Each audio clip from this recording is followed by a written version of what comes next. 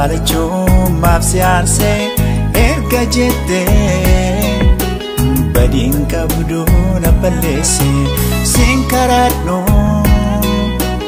otoon jedhu jaalalaa kee har'a kufee harka keerraa tanuuf argee.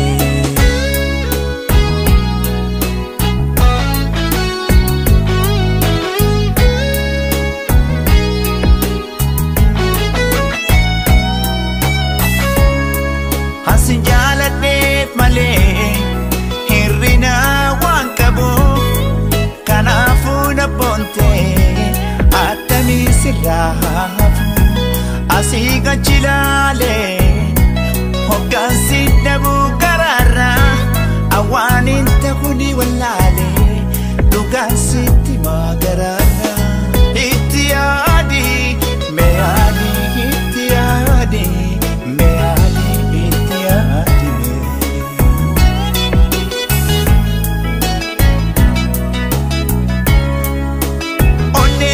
Jaalalti goote osoon beeknee na boojitee amma maaliif natti yaadde mee maal qabaa yoo na laalte.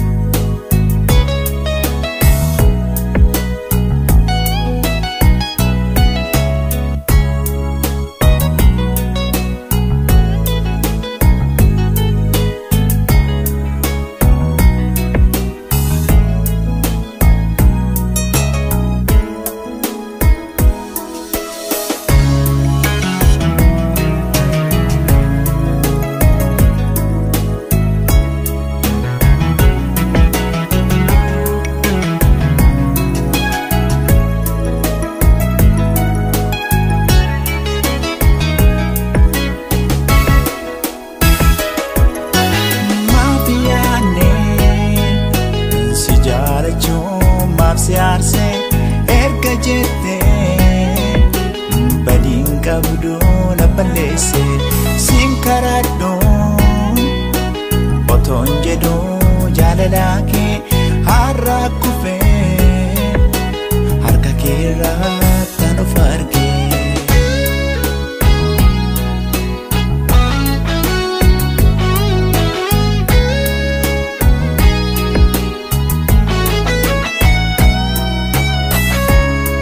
Jaalalleen qabu kanamaa onneete yoomnaa banamaa waan ati feetu ni wallaalee ani hin jiraadhu si malee namni jaalatee argee nama kaanfachiisu jaalalli sitti darbu kana jaalala si rakkisu.